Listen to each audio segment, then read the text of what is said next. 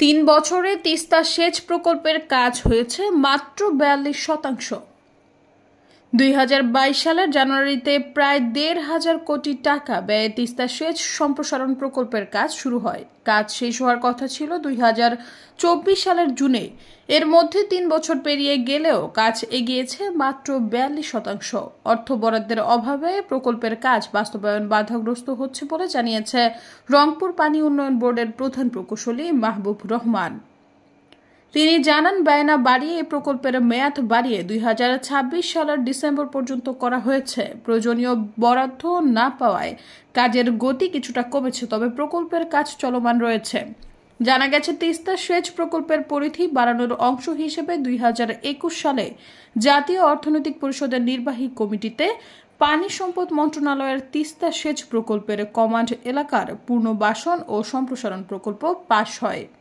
Syeda Faria, সমযোগ।